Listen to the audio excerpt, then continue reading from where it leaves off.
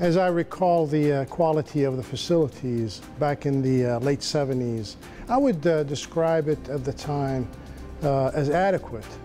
Not compared to today's standards though. As I visit the school today, I see a stark difference between how I went to school and how things are today. I graduated from the school and then frankly I stayed away for way too long. I re-engaged based on a need that I saw. And that need could be fulfilled by the university. The university took it upon themselves to create a center. The center is to focus on the infrastructure of the energy business. They called it, as you well know, EPIC. It took place at the same time that other companies were seeking Charlotte as an area to grow their business, their energy-based business. The legislator looked at the opportunity from a job creation point of view. This could be the pipeline not only for workforce here in Charlotte, but throughout the state. And I would say the rest is history. The idea really has kind of built on itself.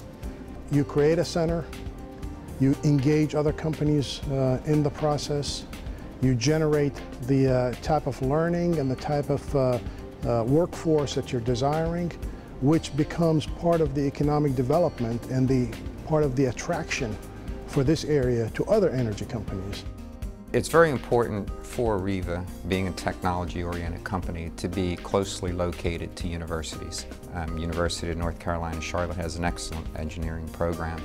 So we became involved with that program, encouraging energy innovation with that program, which is why, with the help of Duke Energy and others, we helped co-fund the Energy Production and Infrastructure Center and set up a grid infrastructure lab there. Now that grid infrastructure is going to be critically important going forward as we add to our renewable portfolio. The grid becomes more and more unstable, and that grid infrastructure lab is going to be able to help students understand how to help us keep the grid stabilized. AREVA, being primarily a nuclear energy company, is very proud of the fact that nuclear sort of base loads the grid and keeps it stable. It also keeps the consumer price relatively stable with all the gas fluctuations. And so this lab will enable the students to come into our workforce and help us reconcile all of that.